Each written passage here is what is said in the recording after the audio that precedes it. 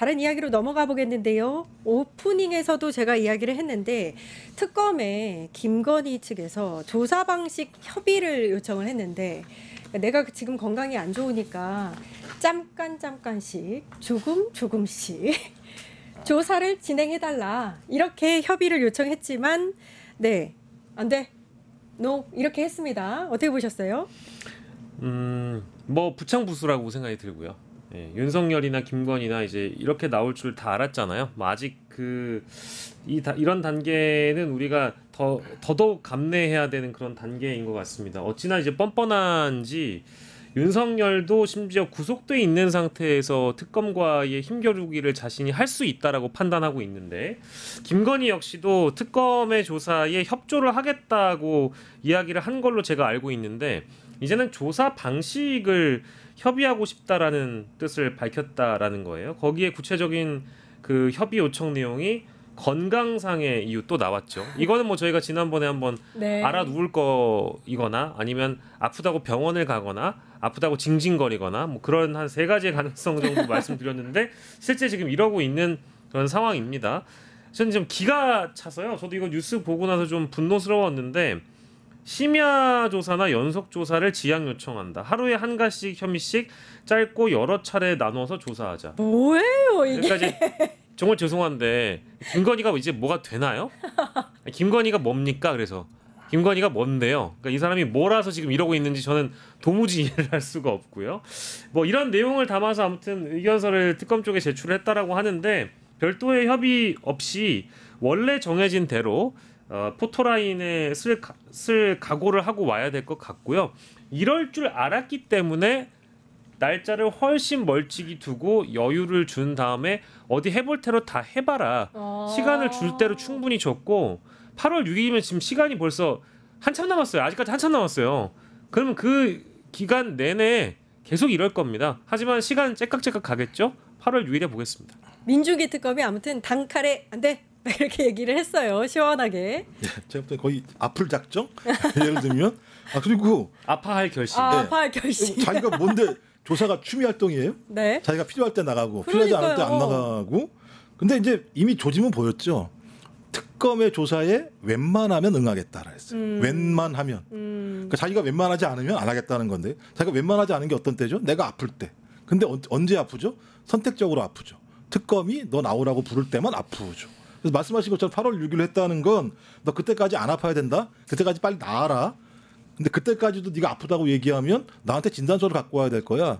진단서 갖고 오지 않으면 우리는 바로 체포영장 칠 거야. 저는 이제 그런 정도 얘기를 해야 된다고 봐요. 그러니까 이 정도 상황이면 수사를 받지 않겠다는 거예요. 과거에 본인이 그랬지 않습니까? 삼청동 가서 조사받았잖아요. 그죠? 그리고 핸드폰 누가 뺏겼죠? 검사들이 뺏겼지 않습니까? 오히려 그럼 그러지 않을까요? 코바나 콘텐츠로 오세요. 거기에 오면 제가 조사를 받을게요. 그러니까 저는 이 정도의 방식이라면 윤석열과 김건희는 여전히 과거에 들었지만 법 위에 있다고 생각했다. 그러니까 지금도 자기들은 법 위에 있다고 생각한다. 전 그래서 특검뿐만 아니라 우리 또 사법부에 신뢰가 떨어지니까 우리의 헌법 체제가 얼마만큼 죄를 지은 자들에게 엄정한지에 대해서 그 가치를 보여줘야 돼요. 그래야 이런 짓거리들을 안 해요. 그래야 자기 경호원들 사지로 내몰면서까지 자기 막으라고 하는 행위를 윤석열이 한 거 아니겠어요? 예. 총이 아니면 칼이라도 휘두르라고 얘기하고 중무장 이런 얘기를 하는 작자들이니까요. 저는 이번만큼 평생 정신을 못 차리는 김건희에게 진짜 특검이 정신 차리게 해줘야 된다. 예. 그래서 제가 볼 땐 법의 엄정함이 뭔지 그리고 조사란 이런 것이야. 라고 하는 조사의 맛을 좀 보여줬으면 좋겠습니다. 그러니까 이게 첫 번째로는 특검이라는 건 결국 국민 여론이 어느 정도이냐 이거 굉장히 중요하거든요. 국민 여론이 동의했기 때문에 당연히 특검도 통과가 된 거고 정권 교체 이후에 가장 우리가 앞서 나가고 있는 것은 내란 진압과 종식을 하는 내란 특검 그리고 지난 정부에서 김건희에 대한 그 진실 규명을 못했던 부분들을 다 드러내는 것입니다. 이 3특검 전체가 다 김건희를 가리키고 윤석열을 가리키고 있잖아요. 근데 제가 이 수사 수사 전문가이거나 법조인은 아닙니다만은 조금 이 3특검을 바라보는 국민들의 관점이나 평가가 조금 다른 것 같아요. 가령 내란 특검의 경우에는 조은석 특검이 매서울 만큼 윤석열이라는 인간을 정말 아래부터 위까지 탈탈 털어서 어떠한 행동을 하더라도 무조건 조사 안 해도 된다, 기소해버리겠다, 어디 하고 싶은 대로 다 해봐라, 이제 이런 식으로 좀 악랄하다시피 이런 표현이 적절한지 모르겠습니다만은 내란 특검이 하는 걸 보면 완전히 옥죄어 들어가고 있잖아요. 그래서 가끔 국민들이 이 내란 특검의 수사를 볼 때는 좀 통쾌한 측면도 있거든요. 가령 해병대 특검의 경우에도 우리가 전혀 생각하지 못했던 이제 극우 보수 개신교 쪽을 일거에, 예를 들면 같은 날에 동시다발적으로 전방위로 압수수색을 하는 모습을 보면 우리가 상상하지 못했던 그런 청량감이 느껴지지 않습니까? 근데 이상하게 김건희 특검에 연루된 수사 대상들만 이종호 어떻게 했습니까? 5시 반쯤에 그 뒤에 일정이 있다고 특검 조사에서 도망갔잖아요. 도망이 아니라 그냥 내팽겨치우고 약속 있다고 가버렸잖아요. 그런 경우가 어디 있어요? 김예성 어떻습니까? 지금 도피해 있잖아요. 예. 삼부토건의 죄송합니다. 이 이름이 이진호? 아니요. 이기훈 밀항한다고 지금 네. 이제 국내에서 좀 도피하고 있지 않습니까?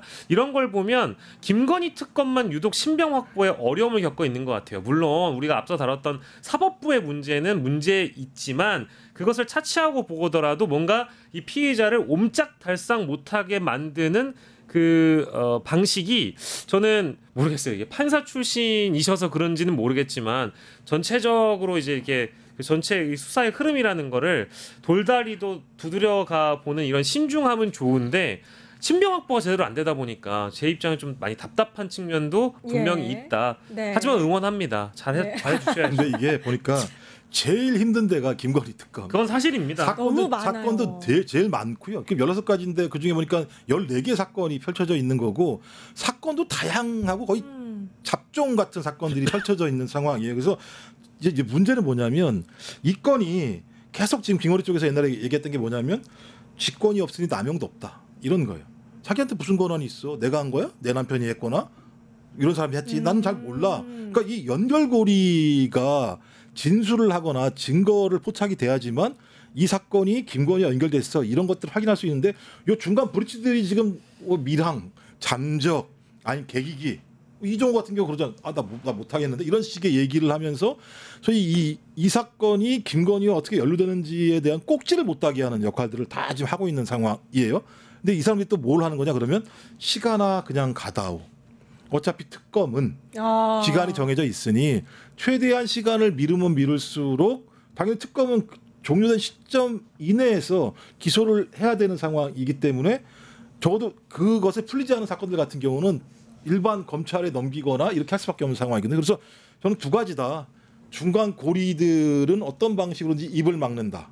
전 그래서 뭐 다른 분들도 얘기하시는데 이 중간 꼭지에 계신 분들은 부탁인데 그냥 감옥 가셔라. 그게 훨씬 더 자기 안전을 도모할 수 있는 방법 중에 하나일 수 있다라고 하는 측면 하나 하고요. 또 하나는 계속 시간으로 버티는 부분이기 때문에 저는 수사력을 좀 더 확보해서라도 시간이 가지 않도록 할 필요가 있다라는 생각이 들어요. 인원 보강을 말씀하시는 거예요. 그리고 저는 김건희에 대해서는 많은 사람들이 특히 쪽 김건희 쪽 같은 경우는 나 구속하기 쉽지 않을 걸 이렇게 얘기를 하는데요. 저는 빠른 시일 내에 8월 달 내에 신병 확보하는 게 관건이라는 생각이 들어요. 그래야지 이쪽이 우르르 무너져요. 제가 김건희가 존재하기 때문에 무너지지 않는 측면들이 분명히 있거든요. 저는 그래서 김건희 특검의 핵심적인 내용들은 8월 달 중에 어떤 형태로든지 김건희의 신병을 확보할 수 있을 만큼의 능력을 좀 보일 필요가 있을 것 같다. 저는 그때부터 실질적인 김건희 특검의 수사가 매우 빠르게 갈 수 있을 거라고 생각이 들어요. 알겠습니다. 김건희는 또 이런 상태인데 윤석열은 또 너무 짜잘합니다. 또 이분도 잡범 같아요. 잡범. 아이폰 한 대를 이제 압수해서 확보를 했는데 이중 잠금을 했대요. 그러니까 비밀번호랑 얼굴 인식 이중으로 잠궈놔서 못 열고 있다는 거 아니겠습니까? 저 아이폰 쓰거든요. 네. 근데 이거를 더블로 그러니까 이중 잠금이 이중 돼요? 잠금을 할 수 있었다는 거를 사실 기사 보고 알았습니다. 저도 몰랐어요. 저도 아이폰인데 몰랐어요. 그러니까요. 저도 아이폰을 쓰고 있는데 그러니까 이게 검사 출신들이 흔히 자신이 범죄에 연루돼서 피의자가 되면 이런 형태로 아이폰의 강력한 보안 기능을 활용해서 어떤 식으로든 이 증거를 내어주지 않으려고 하는 움직임은 반복적으로 있어 왔거든요. 근데 윤석열은 검찰 출신의 정점 아닙니까? 야, 그러니까 정말 이렇게 지저분하게 추잡한 방식으로 갔다가 추잡해요. 아이폰을 열어주지 않으려고 심지어 페이스 아이디로 더블 인증을 해놨다는 거 아니에요? 진짜 이 정도면 대단한 겁니다. 아, 근데 그게 가능해요? 더블 그러니까 저도 몰랐습니다. 이중 인증을 했다라는 거는 실제로 뭐 이제 그 비밀번호를 풀고 나서도 얼굴 인식을 해야 된다라는 거잖아요. 둘 다 풀어야 열린다 이거 아닙니까? 제가 볼 땐 좀 이상한 종자들 같아. 검사들은 한동훈도 그랬잖아요. 나 그거 왜 그런지 모르겠어. 25개였나요? 그러니까 저는 24개. 저는 지금 제 거 한 한두 개 되는 것 같은데 이거 해야 되니까 저 그거 못 외워가지고요. 제가 여기다 노트에다가 해놔요. 제가 그걸 못 외우니까. 근데 일단 11월 달에 핸드폰 바꿨다 그랬잖아요. 작년 네. 11월 달에. 바꾼 핸드폰일 가능성이 높죠. 그죠. 그랬잖아요. 그러면 11월 달 이후에도 지가 엄청 나쁜 짓을 많이 했나 보죠. 그러니까는 이렇게 이중잠금 정치를 해놨을 거 아니에요. 뭐 11월 이후에 무슨 내용이 있었을까요?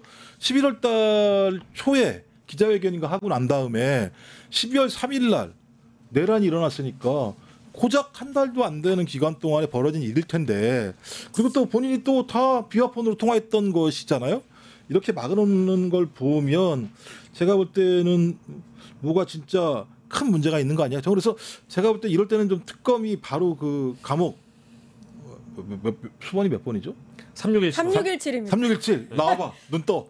눈 떠. 아, 그다음에 눈 떠. 얼굴. 그다음에 번호 대. 이렇게 해서 해결을 해야 되는데 그럴 것 같지는 않고, 저는 이걸 보면서 이 검사라는 자들이 법을 잘 알면 법을 지켜야 되는데 법을 유린해 왔구나. 그리고 범죄자들이 하는 행위들을 따라 배우면서 자기들이 더 큰 범죄자가 돼갔구나라는 부분들이 밝혀졌다는 생각이 들기 때문에 뭐 저는 이거 못 푼다고 윤석열을 잡아쳐놓지 못한다면 대한민국에 살지 말고 이민 가야죠. 예. 이 행위는 매우 문제가 있습니다만 그래 보세요. 네. 그런다고 본인한테 무슨 뭐 예를 들어 미래가 있을 것처럼.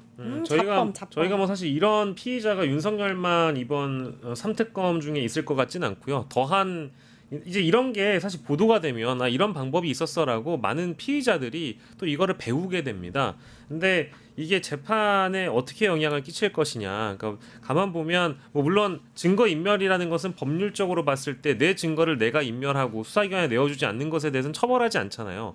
하지만 그런 행위라든지 그런 정황이라든지 이런 것들이 충분히 판사들이 이제 형을 정할 때 참고를 할 수밖에 없는 내용이기도 할 겁니다.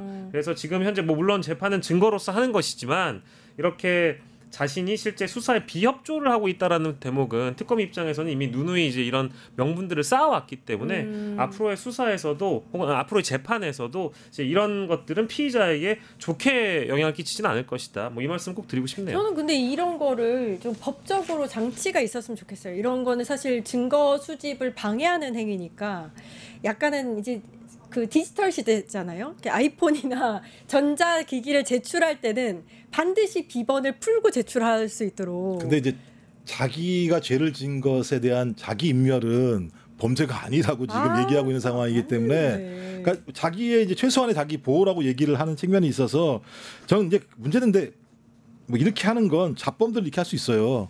근데 윤석열의 죄는요 내란죄예요.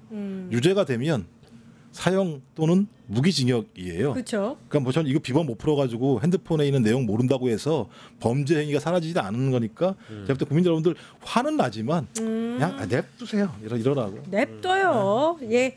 한덕수 얘기도 좀 해보겠습니다. 내란 특검팀이 이제 그 국무위원들 조사를 하기 시작했는데 한덕수 전 국무총리에 대한 위증 혐의 수사에 돌입을 했습니다.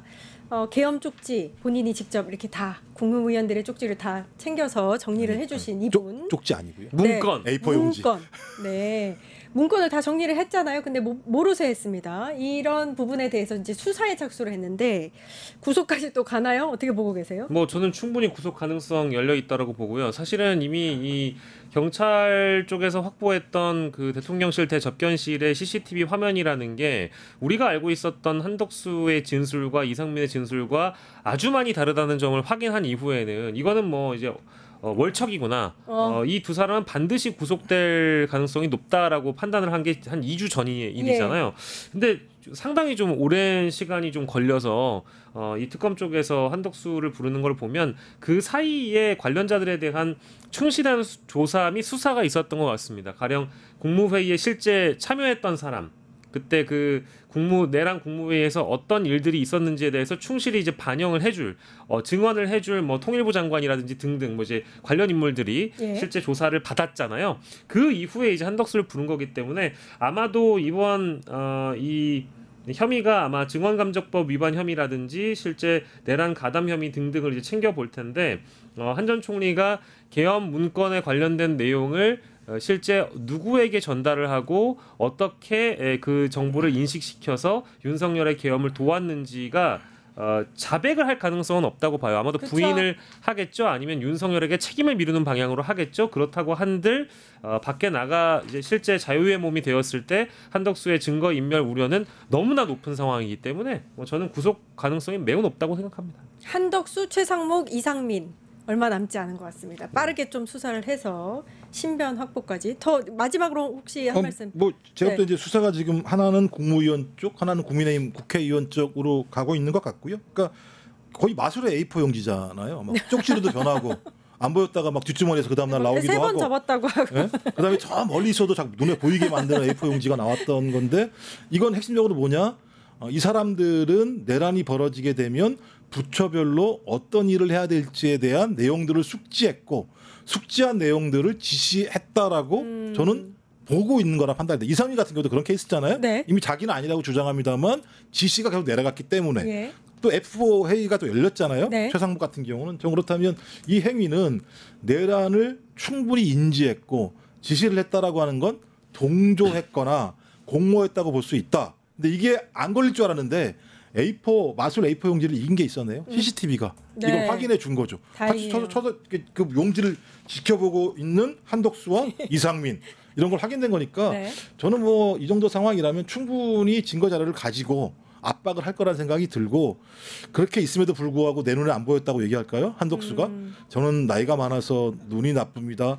요 아래에 있는 분 저는 잘 안 보여요. 이렇게 얘기하지는 않을 거라는 생각이 들기 때문에 저는 이 정도 상황이라면 국무위원들에 대한 나름대로 각은 특검 차원에서 쓴 것 같고 이제 가장 핵심인 국회의원들을 어떻게 접근할 것인가. 이제 국회의원들 접근은 되게 만만치 않은 싸움이었어요. 좀 국무위원 정리되면 국회의원으로 넘어가게 될 거라는 생각이 들어서 제가 볼 때 그냥 한 페이지 정도 넘어갔다라고 보시면 될 것 같아요. 국무위원들은. 빠른 것 같기도 하고 더딘 것 같기도 한데 아무튼 진실을 향해서 차곡차곡 앞으로 차근차근 나가고 있다 이런 생각이 듭니다. 일타 정치 여기까지 하고요. 박영식 시사 에디터, 김종욱 더불어민주당 정책위 부의장님 고생하셨습니다. 감사합니다. 네, 이어서 이원재의 끝내주는 경제 방송 되고요. 저희는 내일 4시 50분에 다시 찾아뵙겠습니다. 감사합니다.